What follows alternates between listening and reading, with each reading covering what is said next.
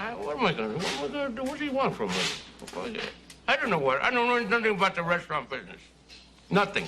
All I know is to sit down and order a meal. I don't know how to make a restaurant.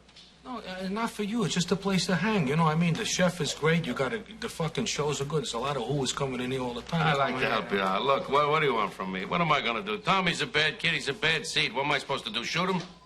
That wouldn't be a bad idea.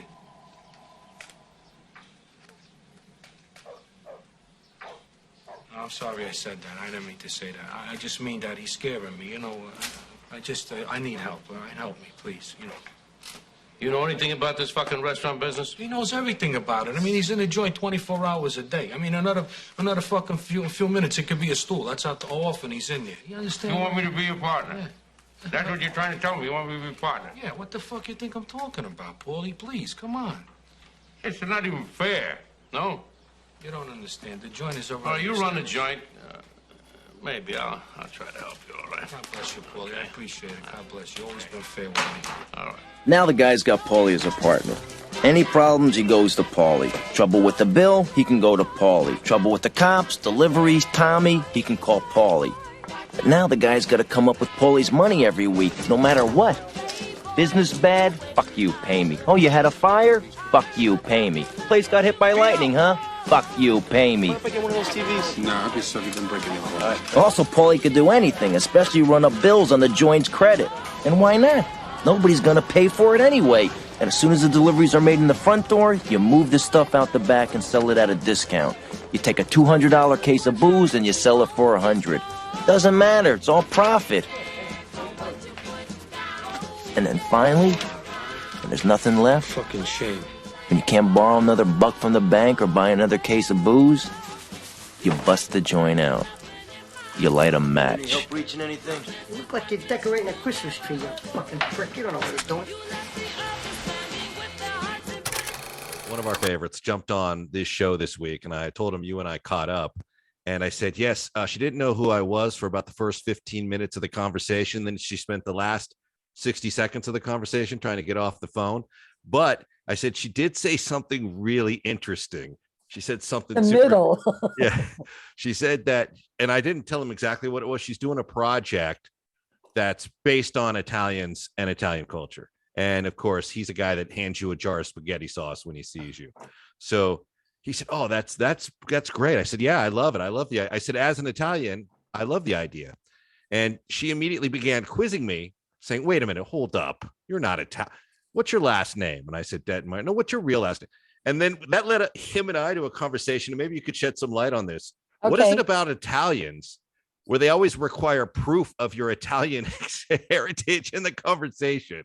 We're not letting just anybody in. No, I get it. You were like, because I was like, she even asked me where my great grandparents were from. Like, prove it. Let's get the geography out.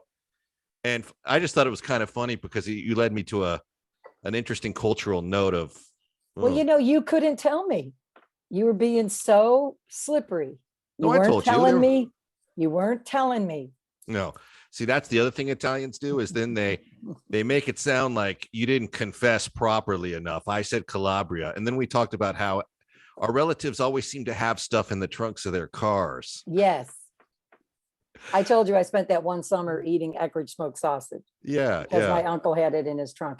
And he wasn't even an Italian uncle. He just had irregular genes.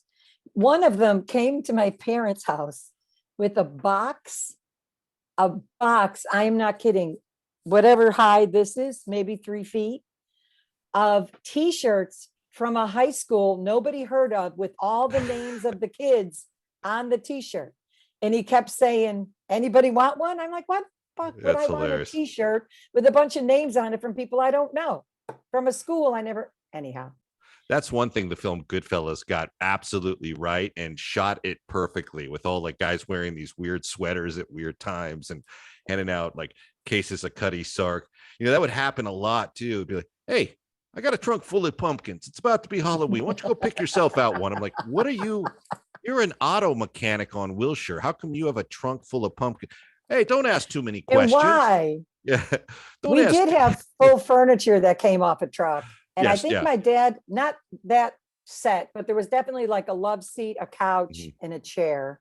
not me, of course, but my grandfather had a midnight furniture delivery as well once. And he was actually put off by it because he was told to go to a certain Sears and Roebuck and tell a certain manager what he wanted. And then, we get a deal and he paid the money and he thought it was all legit. And then the truck shows up at 2 a.m. and it's his cousin and this manager dropping off the stuff. And they're like, wait, it's like, excuse me, wait a minute. It's 2 a.m. What's going on? Well, we save a lot of money. We don't have to pay the delivery guys if we do it ourselves at this time. And he's like, but it's 2 a.m. and nothing suspicious here. Nothing to see here, folks. I like that it was a certain Sears and Roebuck. Yeah. Yeah. Your road to redemption is paved with tombstones. No quarter, kill all masters. Go to noquarterkillallmasters.com. Rated R.